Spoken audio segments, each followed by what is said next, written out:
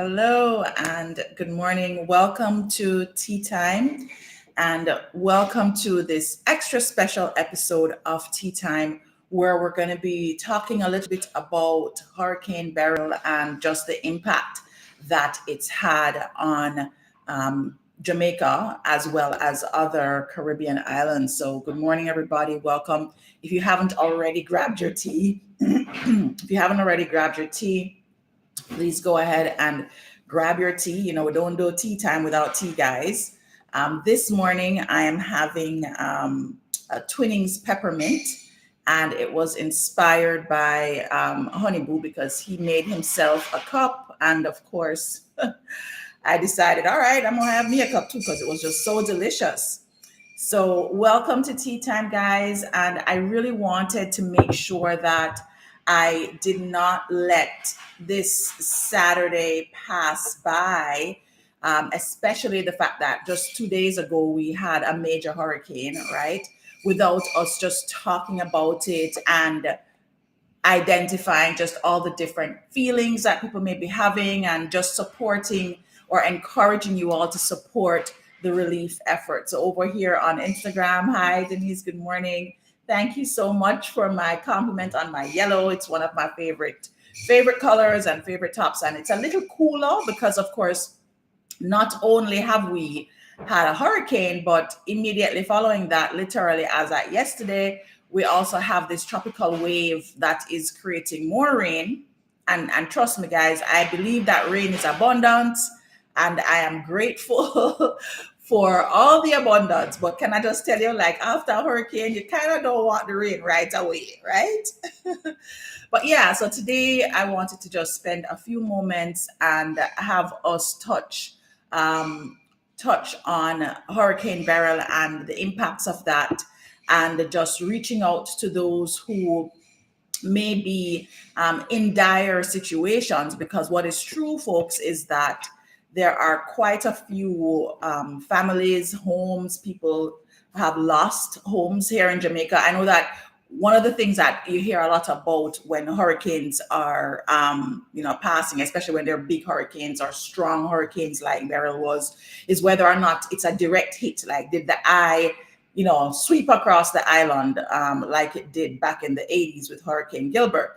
And what I will say is that although we did not have a full sweep across the island with the eye, there were some areas on the southwestern side of the island that got really badly hit.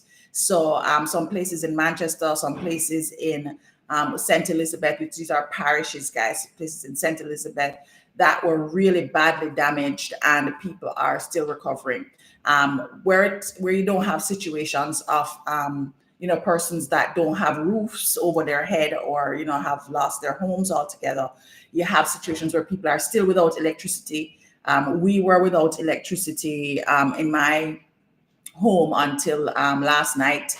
Electricity came back, and so you do have quite a few persons who are impacted otherwise. Some people didn't have light, some people didn't have water, right? And so I want us to create that sense of community, even just energetically, guys, is what I'm saying, is to create this sense of community no matter where you are, right? Because I think when disasters strike, sometimes because it's not in your area, like maybe you're in the US, because I have quite a few US and Canadian followers. Maybe you're in the US or Canada, maybe you're in Europe, and maybe you weren't impacted by the hurricane.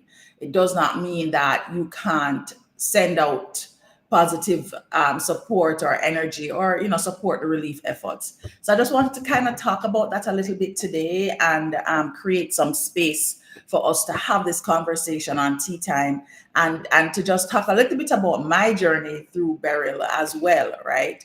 So one of the things that we oftentimes do here is we do a little storytelling and use that to support the conversation about whatever is happening in each person's experience. And as I was thinking about this morning's episode, I wasn't quite sure which story to tell. Like, do I tell the story of the experience I had during Beryl, being in the house with the kids and Honey Boo, and just kind of experiencing everybody else's feeling about it, because that's another thing, you have to manage. It's not just your feelings alone. You're managing everybody else's feelings. And then I thought, you know what?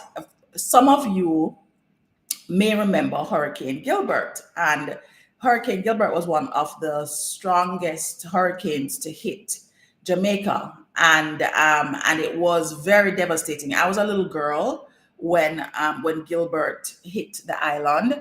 And at the time, I can't remember if I was mid-migration. I don't remember, but it was right around the time where I was migrating to the US, but I was here in Jamaica when the actual hurricane hit.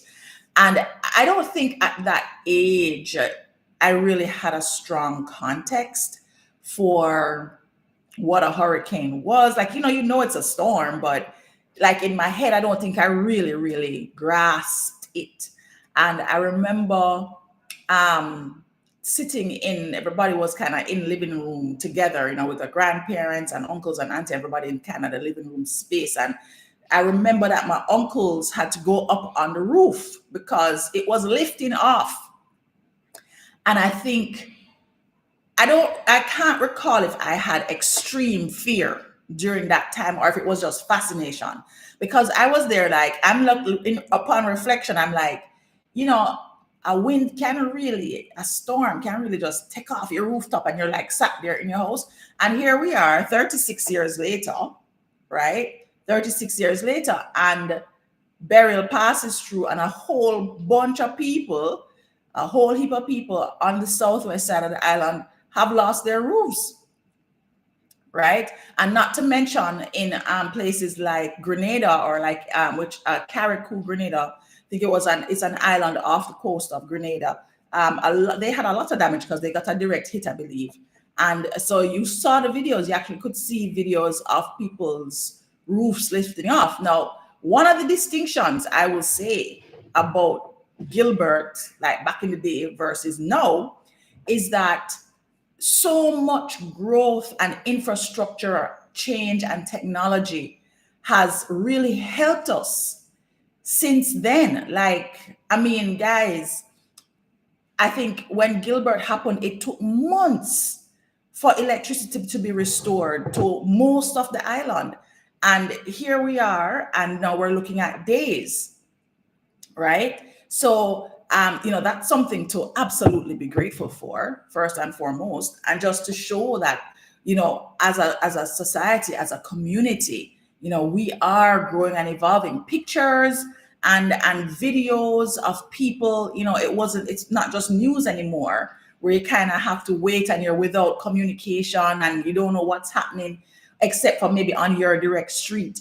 That's not the situation we're in anymore. You can actually see persons who are in distress or in dire need because somebody may have a phone, right? So there's that to be grateful for. So as I was doing the reflection and just thinking back to the trauma that was Gilbert, some of that came from just the uncertainty and the not knowing and not being able to be in communication, out of touch with people.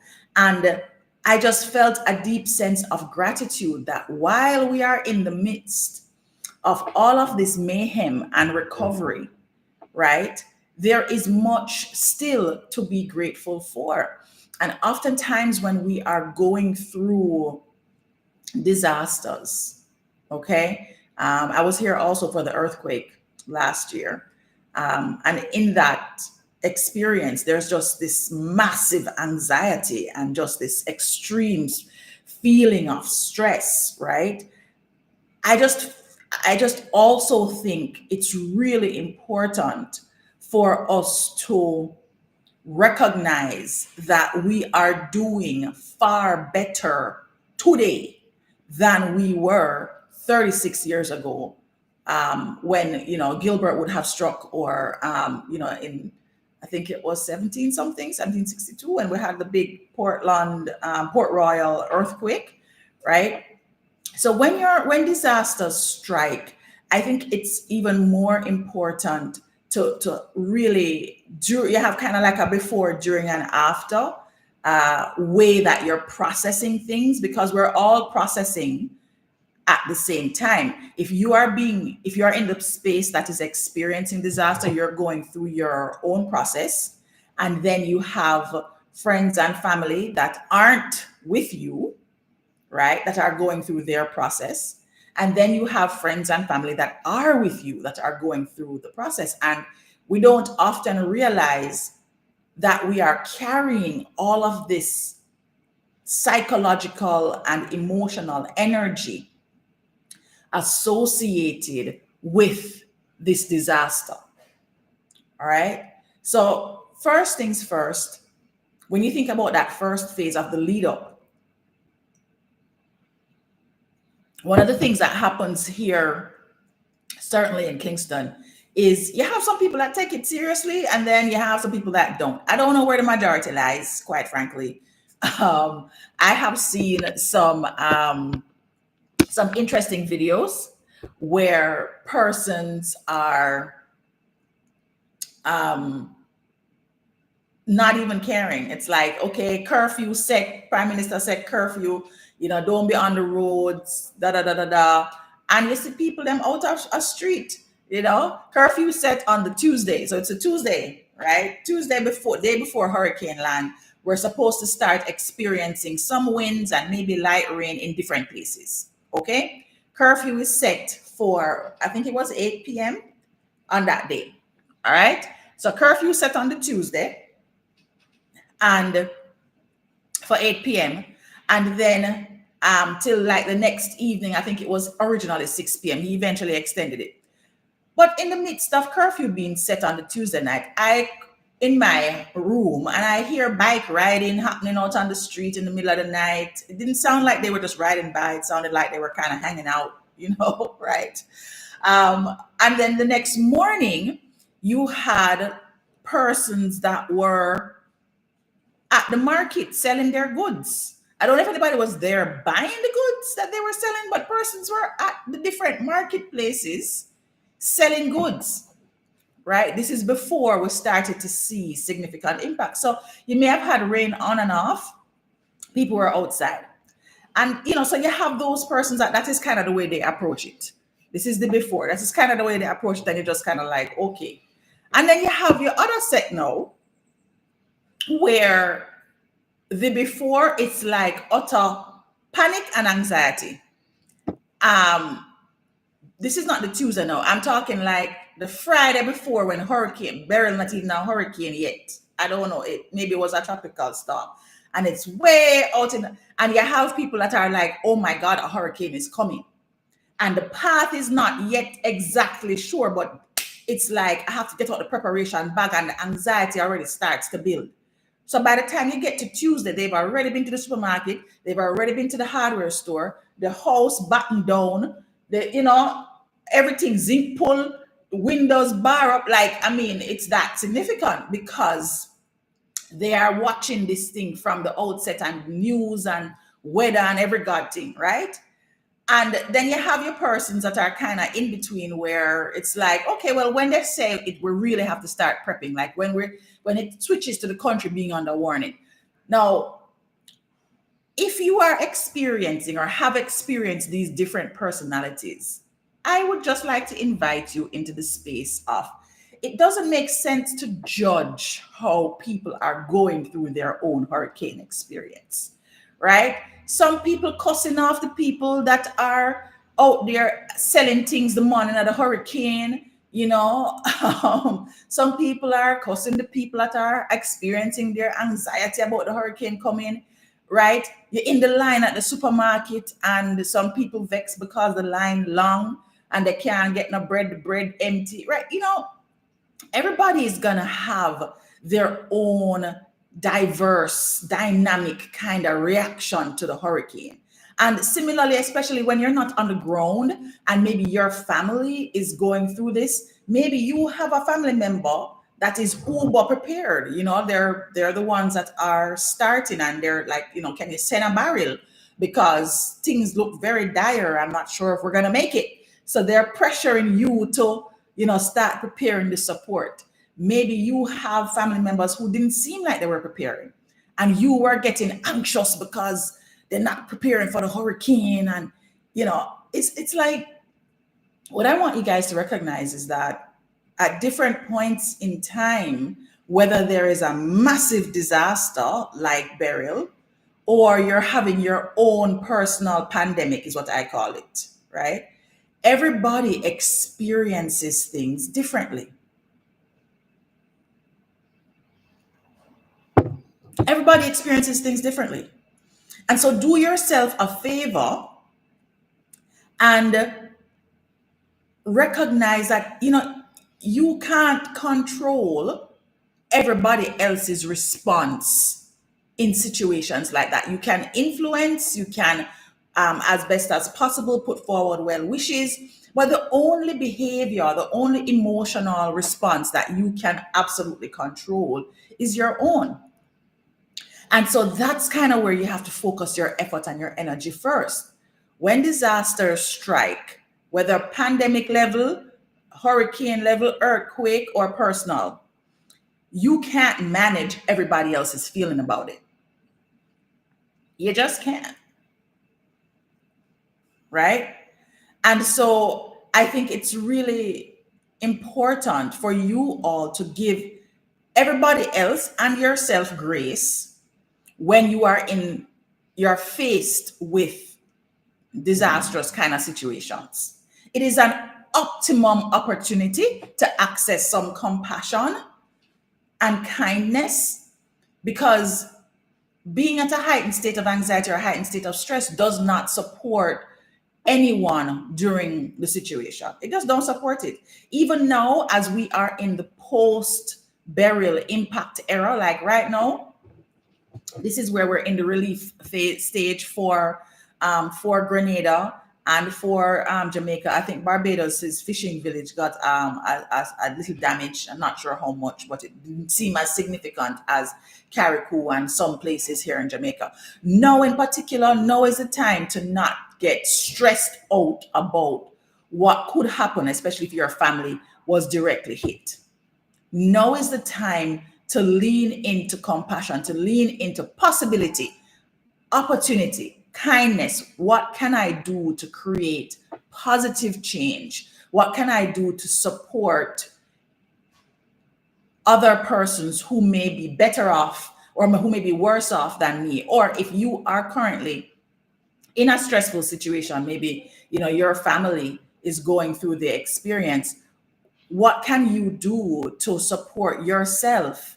And as an extension of that, offer greater support to your family while you are navigating the feelings associated with this. Right? So here I actually have my mom actually joined the live on Instagram, guys, and she's reminding me that when Gilbert hit, half of the roof came off. I didn't even remember that. Half of the roof came off. Electricity took over 2 months to come back. And this year, my grandmother's house, which is where I was living at the time, this year, my grandmother's house did not lose light at all during the hurricane. Right? So clearly we're doing better, guys, infrastructure wise. And I'm grateful for that. And I'm grateful that I was able to stay in contact with my family. When we talk about, the diverse responses to the hurricane, my grandmother, who would have gone through the hurricane, Hurricane Gilbert, at the time that she was going through Gilbert, that was catastrophic for her. Seeing her kids have to be up on the roof battening it down because half of the roof fly gone. And dealing with, I don't know if my anxiety levels were, Mom, if you're still on, maybe you can write about my anxiety levels. I don't remember what my anxiety level was like back then.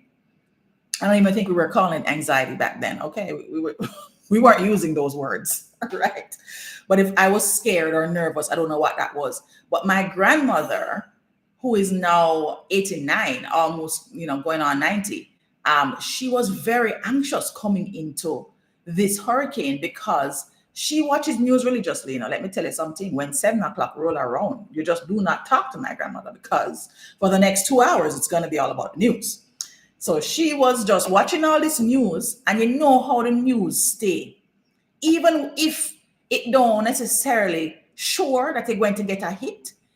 You're going to see the words devastation and catastrophe. And I mean, it's so sensationalized. And I'm not saying that the news should not share what is actually happening, but it certainly adds to the stress levels when people are seeing words like catastrophe and devastation and, they're counting the deaths. It's like it just makes it worse. So she was watching news, getting real anxious and worried about the hurricane. And so one of the things that we did was we had a family call.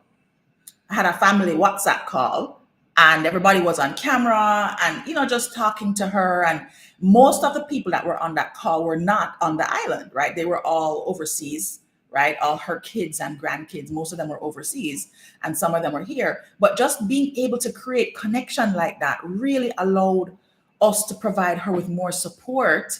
And that's what I'm saying about being able to recognize the opportunities that you have in the midst of the disaster to actually create comfort and create compassion for those who are a part of your community and even those who are external to your community. So instead of getting either caught up in the anxiety or judgmental of how people are experiencing the hurricane, let go of that and really try to bring some sensitivity into the community perspective, right? Lightheartedness can help with coping. And sometimes for people, for some people, especially in Jamaica is not a real place, really and truly. For people in Jamaica, I think sometimes when you see persons like outside in the hurricane winds, singing a song while clinging to a banana tree, sometimes when you see things like that happening, it's because they are trying to find a way to cope, right? They are being lighthearted and making light of it, not because they're trying to upset you or piss you off. It's not about that. It's just how they're processing their feelings. And so that's why I'm saying I'm encouraging you as you are going through now the post burial. Persons may have experiences of feeling a lot of lack, like, are the supplies enough? People who lost things, are we getting relief to them fast enough? Do your best to observe if you're stepping into frustration or you're stepping into anxiety and stress about being able to offer support during this time. Just pay attention to when your emotions may be getting out of whack because you see people fighting over water, or you see people, taking things too lightly. Just manage yourself and manage the way that you are approaching the experience, because you can't, as I said, you can't control nobody else's feeling. You can control your feeling, right? And what we need to be doing at this point in time is we need to be rallying around all the different relief and support efforts. You don't have to be trying to do everything for everybody. Pick even one relief effort that you can support and then use that as an opportunity to encourage others to support. I'll give you an example. I wasn't quite sure of how I was going to support relief efforts for the hurricane. And then I'm in a group with my yogi, and she has one of my yogis, and she has a large number of persons in the group, and she's very close to Treasure Beach, which is in St. Elizabeth, which is one of the areas that got very badly impacted. And she basically started a conversation about one of the areas that she was supporting, which is rebuilding Treasure Beach, so Treasure Beach relief, right? And once I saw that, and I've been to Treasure Beach, I've stayed there, I've actually gone to a couple of festivals there, and so I'm familiar with the area. And aside from the lovely villas along the coast, because there's quite a few lovely villas, the majority of that area is not all these fancy houses. It's regular persons who may have had zinc roofs and those roofs got blown off. And so your standard person, your regular everyday Jamaican, right, needs support. And there's a whole lot of those persons in St. Elizabeth. And so I saw that and I was like, oh, okay, that connected with me. I'm going to join this relief effort. And so I jumped in my groups and was like, hey, I'm supporting Treasure Beach Relief. Can you etc., etc. So what I'm saying is, guys, despite the reactions that everybody's having, and despite even your initial emotional reaction or your emotional response, it's a good way for you to feel like you are contributing, right? And to feel like you are supporting others as a way to help you with coping with the disaster. And again, that's of course whether you are on the island or whether you are friend and family that is off island. So pick one. You pick a relief effort and decide how you're going to show up for it. One of the ways that if you're not sure where to go, one of the things that you can do is look at credible sources. So go to your newspaper, the local, so Jamaica Observer, Jamaica Gleaner, go to those websites or to those social media platforms and look for relief opportunities there. You want to use a credible source because if there was scamming before burial, there is going to be scamming after burial, right?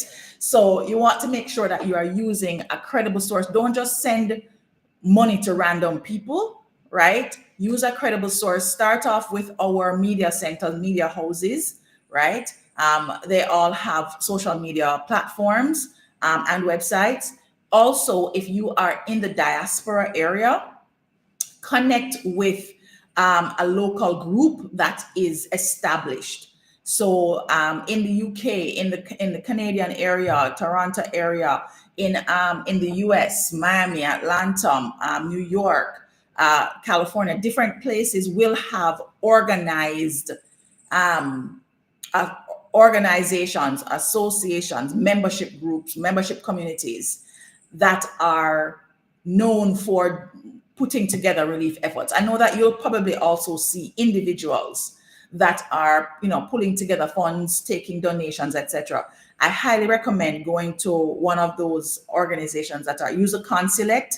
The consulate is another place that you can check into, right? And these by checking in, by actually participating in that way, it'll help you to feel more connected to that support part. It may help you to feel from an emotional perspective.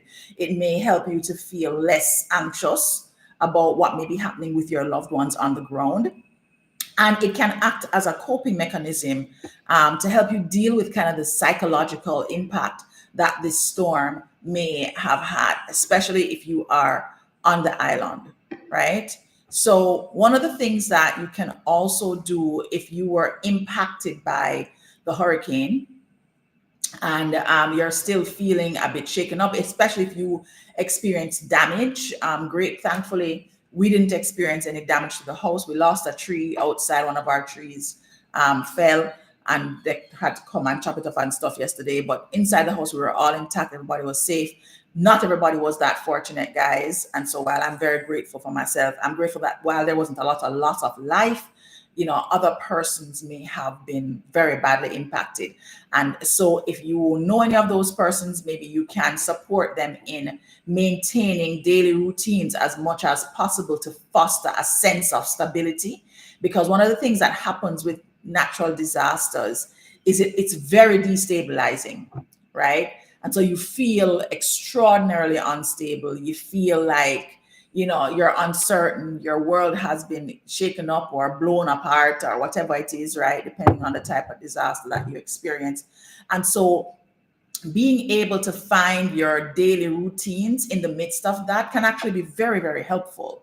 So for example, I had a really hard time sleeping. So like Tuesday night, when I knew the hurricane was coming the next day, and at that time, it was still supposed to be a direct hit, right? It was still supposed to be a direct hit at that time.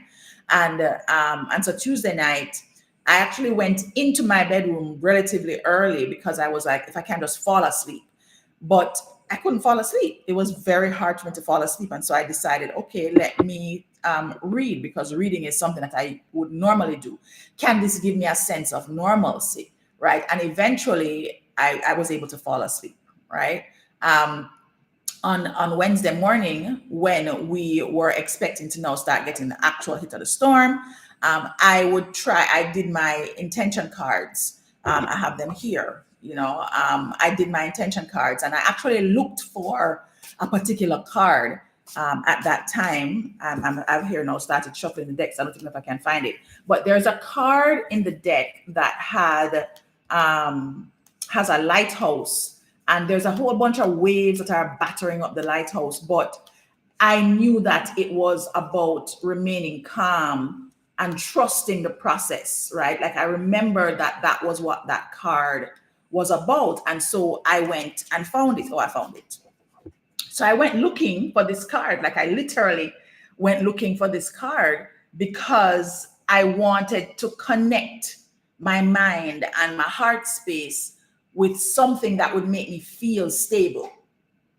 You get what I'm saying? And so because I know that, I pull intention cards all the time, and I usually actually do one on Tea Time, on our Tea Time show. And so I said, you know what, let me go and pull a card. And I looked for this card because I remembered the raging waters and I remembered the lighthouse. And I wanted to get that feeling of knowing that things were going to be okay. And so the intention is I live in silent knowing, right? And one of the things that you may be able to do for either yourself, if you are still struggling with the impact of burial, or your family members is to just hold fast to that intention, and set that for yourself every day as a way to foster some stability. Live in silent knowing, be guided by that inner compass that says that everything is going to be okay, right? In the midst of the storm, because that's essentially what is happening here. You're in the midst of the storm and you just have to be sat in the knowing that things are going to be okay. And that will hopefully help to provide some of that kind of grounding stability that disasters tend to take away. Another thing that you can do if you are in the midst of dealing with the post-burial impact is you can make sure that you're tapping into reliable information. Earlier, I shared that persons should check the different media houses. So visit the Jamaica Observer, visit the Jamaica Gleaner, so that you can actually see what is happening. Get real information, because the fake information is one of the things that is very prevalent during this time. Everybody going to have a different view and a different perspective, and you just don't know what is going to be happening. And especially since we are dealing with this depression. So burial pass, and then now we have tropical depression. We have rain or wave. I think it's a wave. I think it wave before depression. I can't recall. Anyway, you get my point. You may have this situation where there is like a lot of rain still falling while, the hurricane has just passed. And so you could still be feeling anxious, or you could still be trying to pull yourself together and clean up, and you're trying to clean up and then rain fall, right? So you want to make sure that you're checking for reliable information, so that the updates that you're getting are from trusted news sources, so that you're avoiding misinformation and adding stress to yourself. Okay? And then last but not least, you definitely want to do that community connection. I gave a couple of options earlier for, ways to get connected to relief efforts. I start off by saying, don't overwhelm yourself too much with trying to join every relief effort. Choose one to start with, and then share with your community where you know that persons can probably offer support. Okay. And if you have resources that are available to you, please feel free to share them. Once again, I'll share a couple from my end. The relief support effort that I am actually a part of is the Treasure Beach recovery, and I'm supporting that relief effort. Check also your, if you're in the diaspora, which most of my followers are, if you're in the diaspora region, check your consulate. Check the diaspora membership organizations that are usually very active for all kinds of other things, but use reliable sources, right? If you are local, if you're still in Jamaica, like myself here, if you're still in Jamaica, and you are able to actually check on people, because a lot of persons live by themselves, a lot of persons are older, maybe disabled, right, or otherly abled, right? You want to make sure that you're checking on persons. Sometimes it could just be cooking a meal, right? cook a meal for a person and take over to them. You don't know what their situation is, right? Or it could be a situation where maybe you have 3 brooms. Take one of your brooms. It doesn't have to be brand new, you know what I'm saying? Donate it, right? There's lots of different ways that you can support your community and stay connected. Okay. So the last thing that I want to do as we close out tea time today, this special episode just dedicated to when disaster strikes and supporting post burial, I really do want to urge you guys to practice empathy and to practice compassion. Remember that everybody deals with stress and trauma in different ways. And it's really important to be a space of support, an energy of support for each person's healing, for your own healing, right? You want to, in your community, share inspiring stories, right? I think that being able to point to just the opportunities that have shifted since 36 years ago when Gilbert happened, and how much better off we are today, even if you don't necessarily feel like you are better off, because somebody can be listening to me and say, I'm not better off, I still have my roof gone, my this. Yes, and guess what? Relief efforts can come faster now. It's easier for people to send relief than it was 3 decades ago. It's easier for us to communicate and to be connected to each other than it was 3 decades ago. So there is always silver lining in the midst of the disaster. And so, as you are going through your own experience, just urging you to practice empathy and kindness. I was actually going to share this intention card as a part of today's conversation. The intention is just, I am kind. And I remember when I was actually making this card, and I thought to myself, but like I literally heard, I am kind is the intention. And I was like, but boy, that's so basic. Aren't people kind? And then it was like, not always. Not everybody is kind. Not everybody is thoughtful. Not everybody sits in a space of showing appreciation, generosity to others. And so I actually pulled this card before I started tea time today, just to share with you. So I'll leave you guys with this one, to just set an intention to be kind. And the affirmation says, I act in a way that shows generosity, friendliness, and consideration. I act in a way that shows generosity, friendliness, and consideration.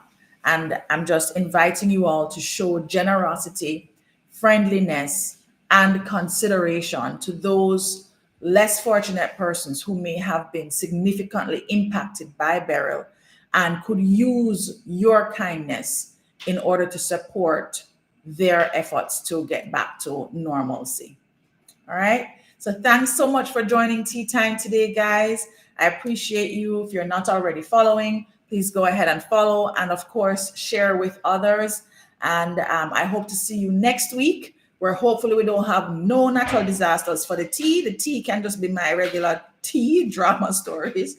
And we are hoping that we'll be in a much better situation or state next week. And I can report on the progress that we've made here in Jamaica.